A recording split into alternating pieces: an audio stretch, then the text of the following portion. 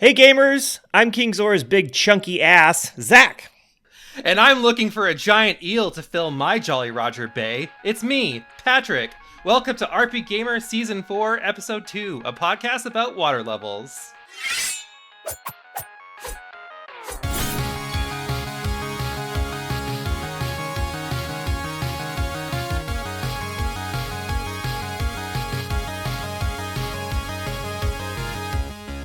All right, as you noticed from our last episode, RPGaymer is back for Season 4. Bopper, I am also, as always, excited. Our very first guest ever on RPGaymer to have you here. Always an honor. Was I really the first guest? Yeah, you were. Really? In Season 1. Yeah, the Nice. difficulties episode. Okay. Don't As you remember in- me having a meltdown when I was trying to do the introductions? I think I said Yeah. introduction. I couldn't even speak correctly. Yeah, What was I on your remember all mind? that. I was just surprised.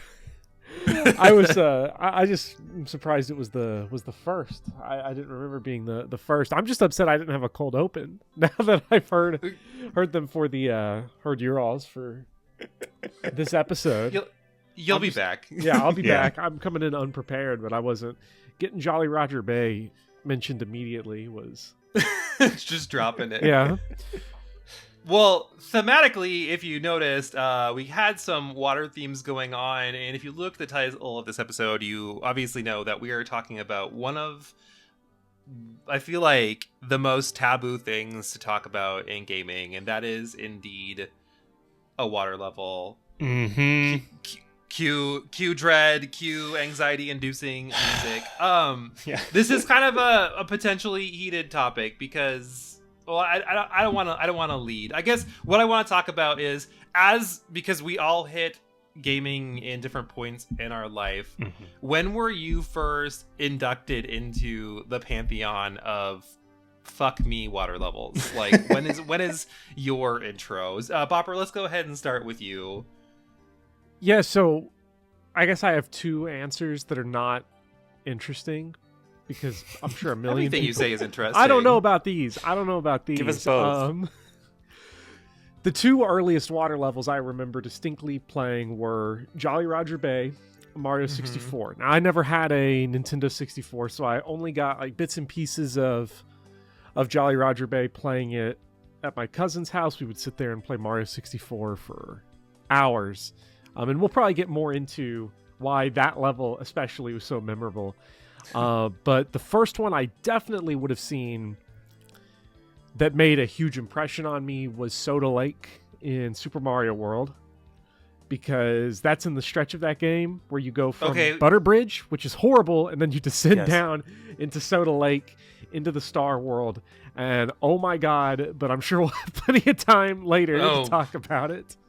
Tons and tons of times, but it's interesting, you know, obviously being baby bops compared to oldies like Zach and I, you know, like you're still coming in relatively early in gaming and water Yeah. levels there, so that's good.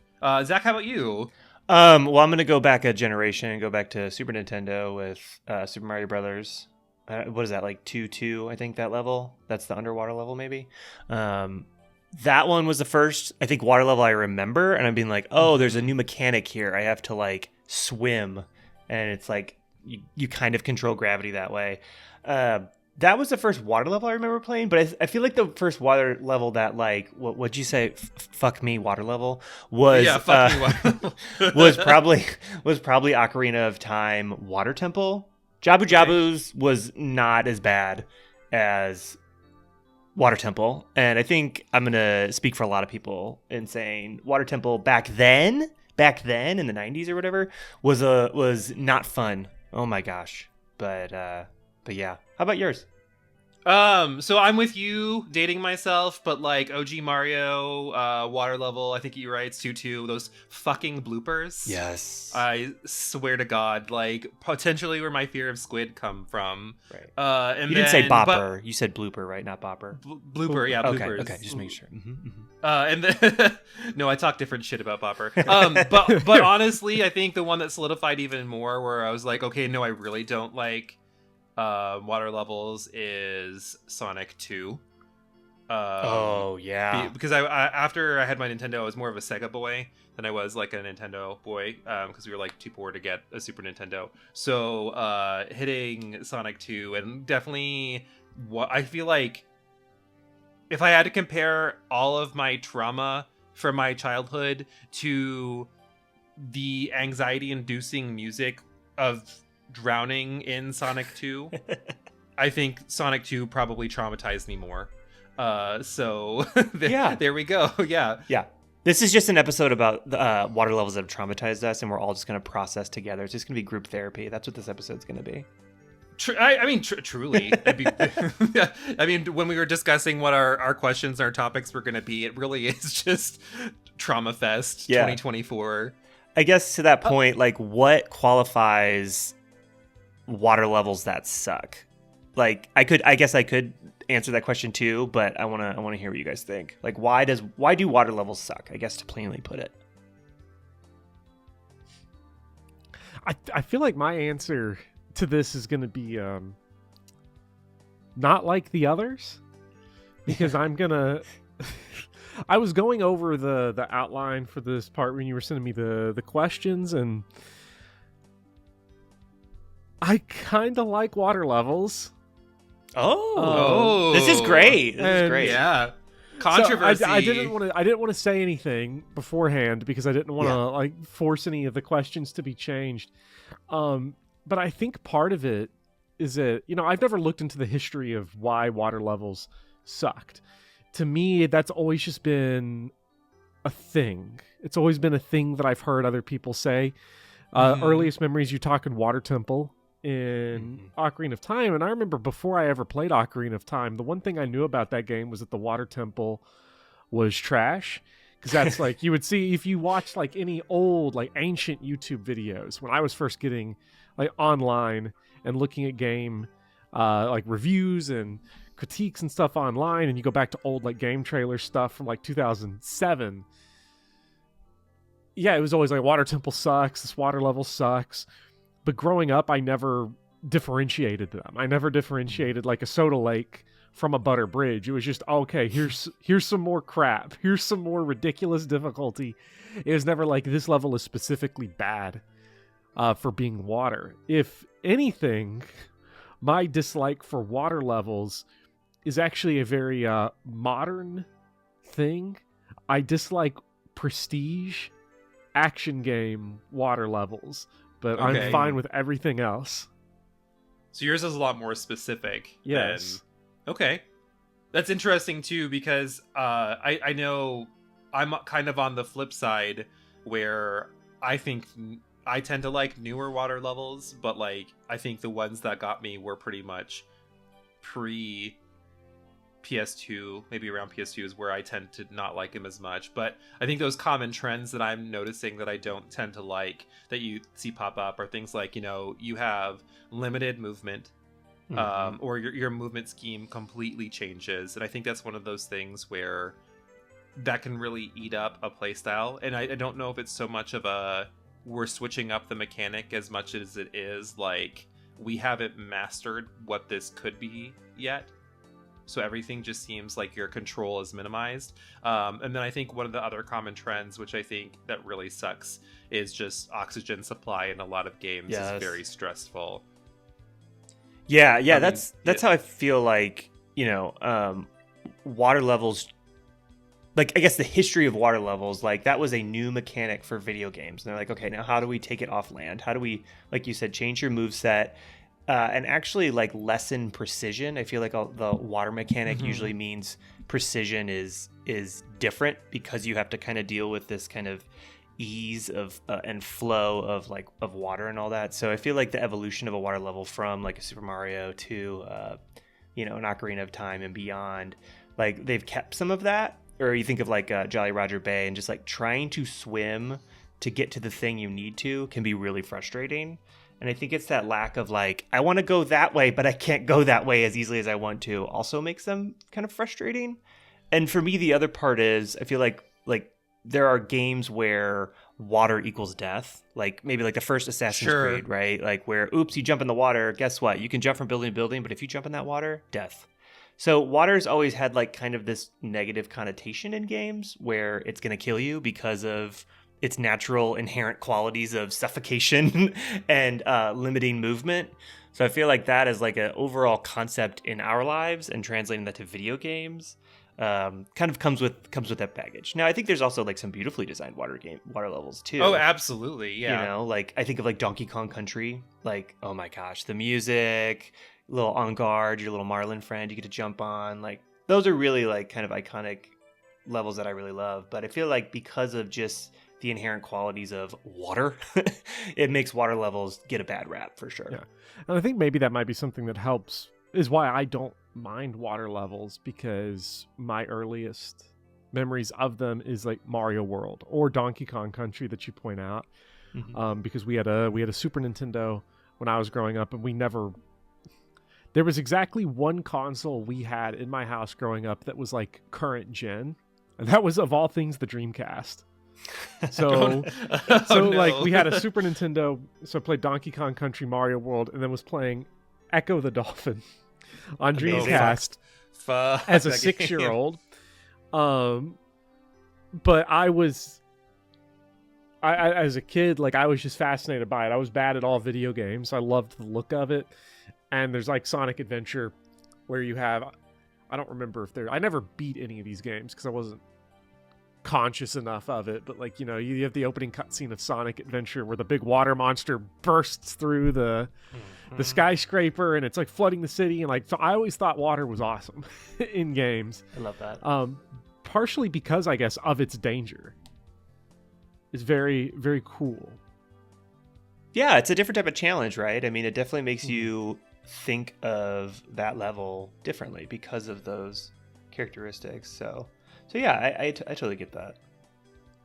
So you saying water is cool kind of makes me think of all the different types of nature-themed levels, like lava levels or desert levels or forests. And I guess, do you think that those types of levels have the same kind of stigma that water levels have?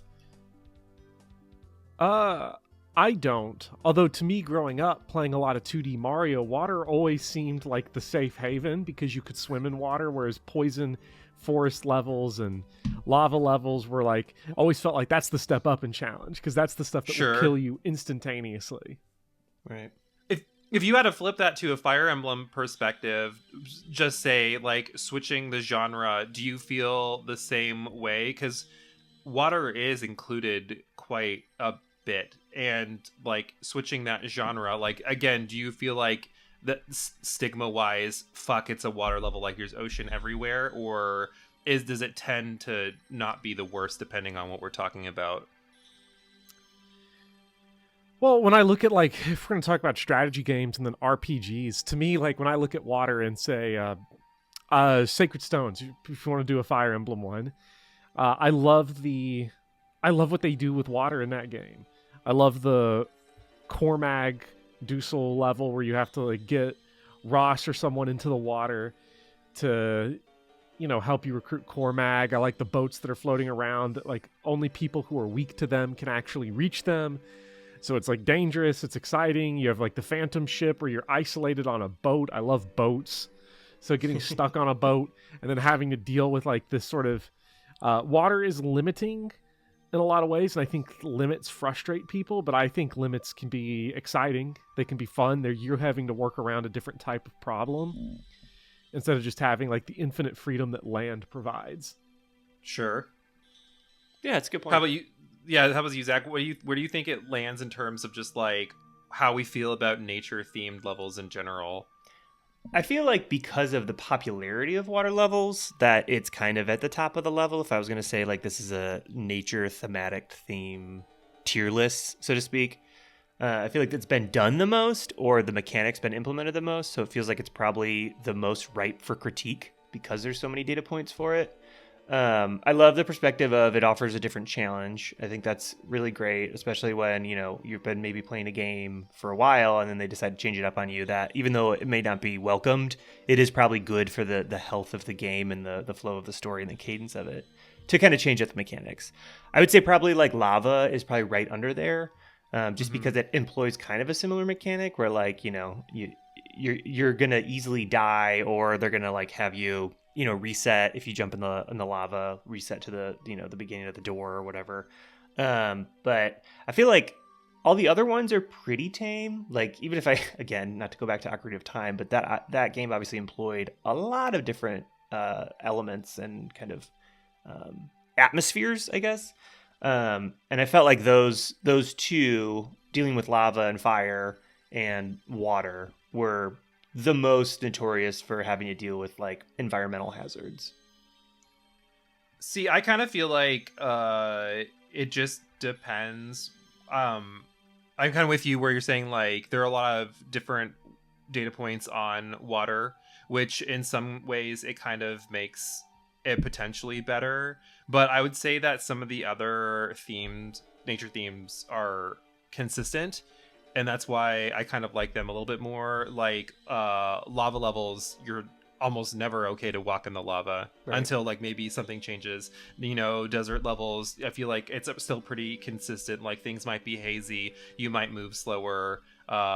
Quick heat stroke. stroke. Like those are some of the consistent things. But I think water themes are so ambiguous. Like some games, like you said, it's instant death. Some games you can't swim, so if you jump in, it completely sends you back to the beginning. Where some games, you might perform better underwater, or you have power-ups that make you perform better underwater, or you might have a timer, or you might be able to breathe indefinitely. So I think for me, it's hard to always enjoy water levels just because there's just so many different takes on it.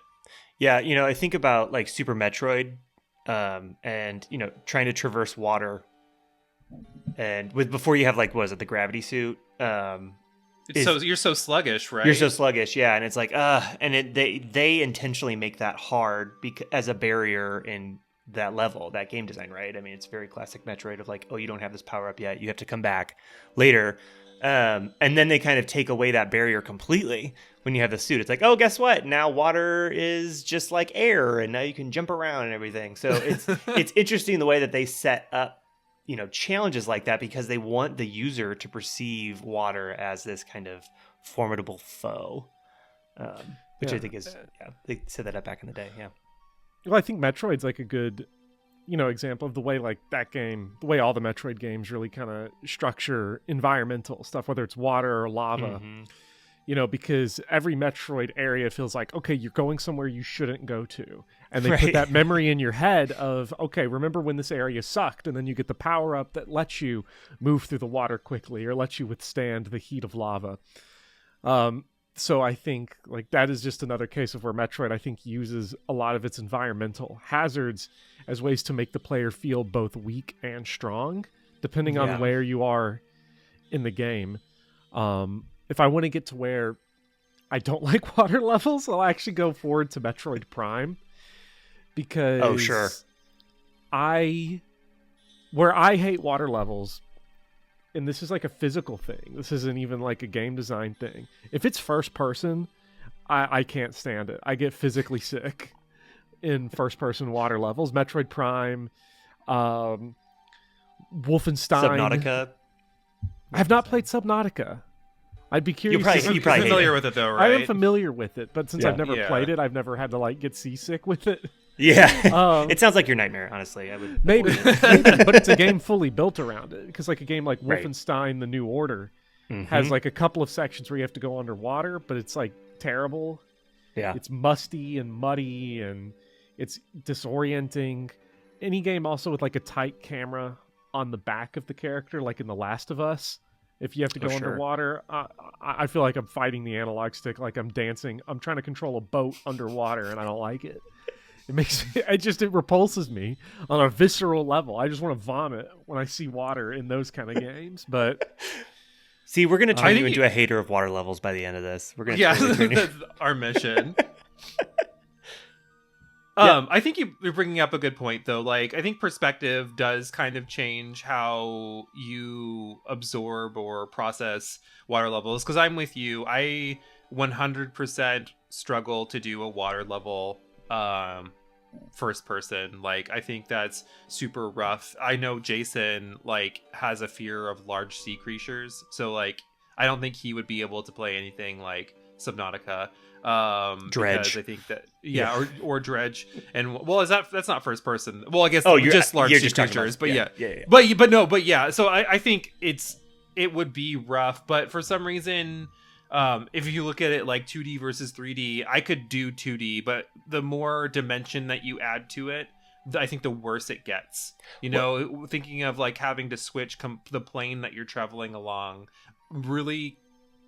It's like, I do think it is designed. Like, I think games are designed worse when they go from 2D to 3D in terms of water, or just maybe games in general. And you bring up a good point, both of you guys, actually, around this idea of like confusion or like, you know, where am I, kind of getting lost. I feel like that is a common theme in first person water levels too. And I think because the landscape underwater isn't as potentially unique as the landscape is above, so you kind of have to reuse a lot of elements, like, oh, it's coral, oh, it's fish, oh, it's, you know, sea creatures, it's leaves, it's whatever. And you kind of can get lost in those atmospheres really easily, more so than you can in just like a normal, you know, first person. So whether that's by design or, you know, just unintentional because, you know, we don't live underwater, I think it's an interesting point about how to view first person water levels as kind of unintentionally confusing. Yeah, and okay, Bopper. I was going to say, because I think we're talking about the difference between 2D and 3D. You know, I think that's a big difference, because you start taking like an analog stick that moves you on land, and then you throw yourself underwater, and now you're using the same control scheme, and it's going to work entirely differently. Because like 2D, you look at like Mario 2, it's the same controls, you're just slower, and you have to use your jump, but your jump is infinite. So it's variations on a control scheme that you're familiar with. Whereas like you look at you know, you go into the underwater Wolfenstein levels, and the control scheme just feels off. It feels difficult because it's the same controls for above land grafted onto a different environment that doesn't quite work. I feel like the analog stick is just a bad tool in general, and then it's made even worse underwater, I find.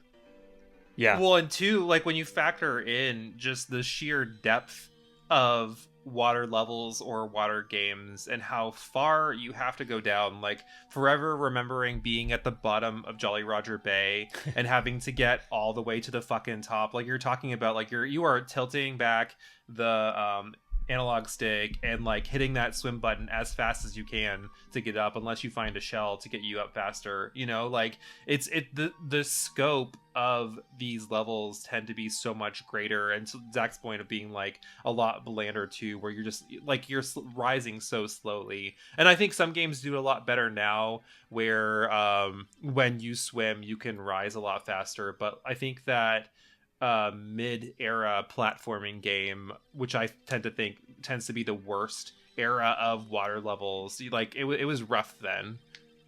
Yeah, it's funny because like if you think about how water works in IRL, and how you would work in water, like you would naturally float to the top as long as you had air in your lungs. But they kind of flip that. Yeah, on Zach, your the head. scum always floats to the top.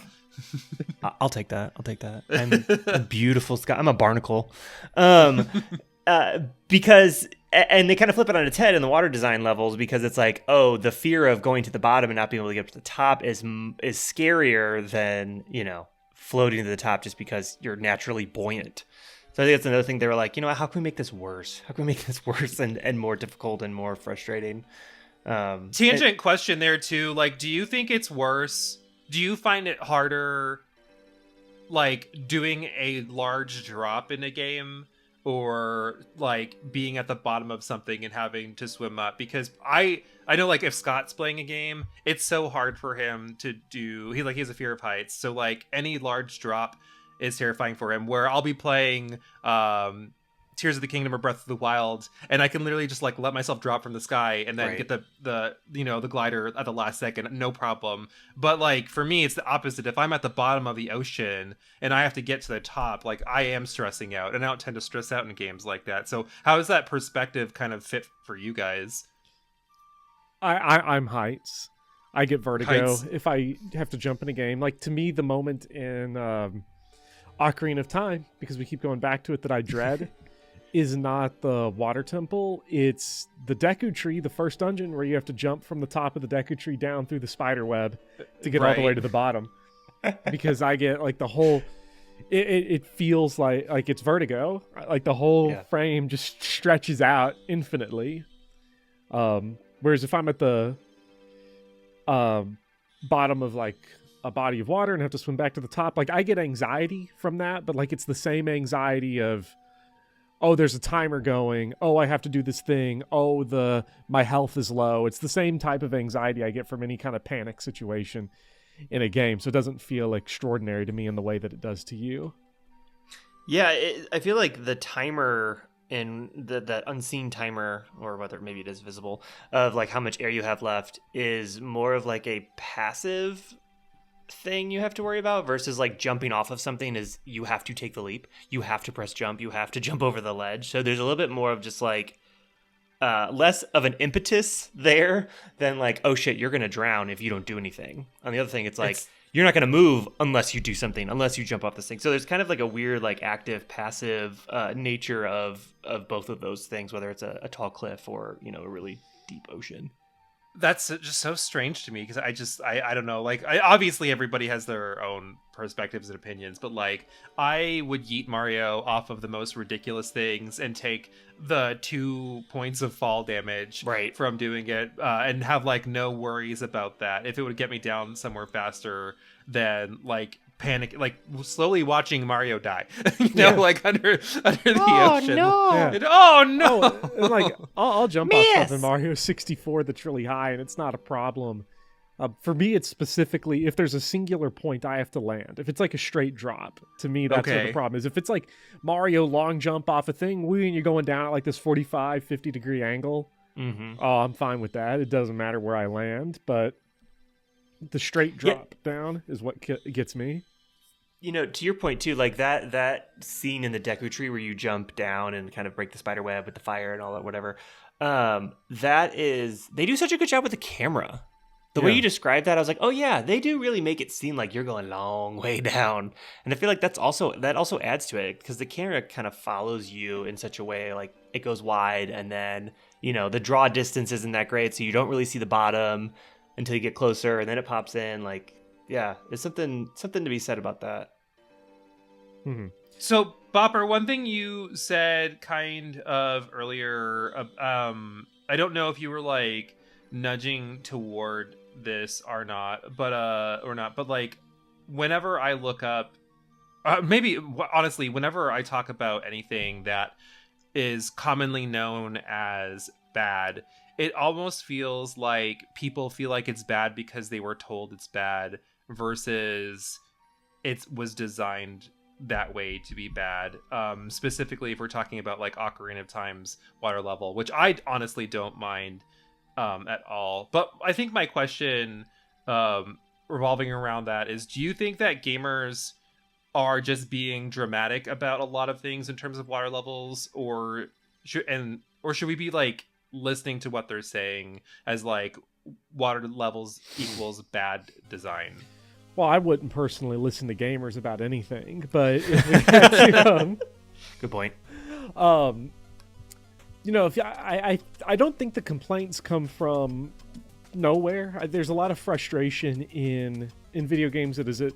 I would call it water adjacent, right? So you like Castlevania 2, you kneel down in front of the water so that it drops, and then the water kills you if you drop into it without doing that. Like during that puzzle, and that's an infamously frustrating bit of a video game that you kind of have to look up a guide for. You have obviously the water temple is deeply frustrating to a lot of people. Which is funny because if you think about, and this is where my question comes from, it's not really the water that is the issue in that. It's the cues as to like some of the puzzles. Like I know one thing that they fixed from the 3DS version versus the original version is like when you raise the water at one point or drop it, you don't see that you opened up a small cave or platform behind. Yeah. And like that's why people don't like that level. But I don't personally think that the increasing and decreasing, like I think it's an interesting puzzle mechanic, like maybe a little overused at this point. But the reason why I asked that is, and I as a teacher, former teacher too, when you would hear people complain about things and you talk to them about it, it almost seems like when you get on something like Games Radar or Game Rant or Screen Rant, they have these like top 10 lists of worst things, and sometimes I look at those lists and I'm like, who told you that's the worst thing? Did you play that, or did you Google that? Is it the fact that it's tedious and you have to think about it, or is it really make it shitty? And like I know, Zach, you're not the biggest fan of the water level, but I think it's fine. Like I don't really think it's that bad. Oh, I mean, I went back and played it recently. Like I did a Ocarina of Time run, I don't know, like a month ago or whatever, and I really enjoyed it. I mean, I think the mechanics unique to the game, which is cool, the raising and lowering. I honestly think the biggest gripe that I had with it is that the environments feel very samey. It feels like, you know, you're kind of in this, like every room almost feels the same. Like they didn't vary it up that much. I feel like that was kind of my primary critique of it going back. But I, you know, whatever, however old I was, 8, 7, whatever, when I first played it versus now, 35, it's a lot different. I have an appreciation for it. I have an appreciation for trying to make something difficult and unique and infamous and notorious at the same time. Like, kudos to them for doing that, because that also just adds to the longevity of people talking about it. So it's obviously very intentional. Yeah. And this is why I said it was like water adjacent, because I don't think the frustration with the water temple is the water. I think it's, well, for me, playing the game for the first time, it was the menuing. It was the fact that the iron boots are not, oh my God. You can't put them on the quick item select, and I think that adds to a lot of the frustration. I would be curious to hear from somebody that's only played the 3DS version what they think of the water temple, just because that version allows you to quick select the iron boots the same way you can in Wind Waker and Twilight Princess. So I would imagine for those players, like when I play the 3DS version, I am not nearly as frustrated with it, which is the opposite actually of Majora's Mask, whose 3DS version makes the water sections in that game significantly worse. Weirdly enough, I guess that's a game where I don't like the water bits, for talking 3DS Majora's Mask. But yeah, I think the other thing is that you're talking about, okay, the environments are all samey in the water temple. I think one of the struggles for water levels is that, you know, we always hear, oh, you know, 90% of the oceans are unexplored, or we don't know what's there. And it's like, yes, we do. It's water with nothing. Like, if you were to get dropped into a random spot in the ocean, there's probably nothing there. Oh, that freaks me out. Ooh, yeah, open water. Open Sharks. water is mostly just empty. Like, not even sharks or whales or anything. You can't see it. You can't see it. And I think video games struggle with that. Is like, what do you put in the water?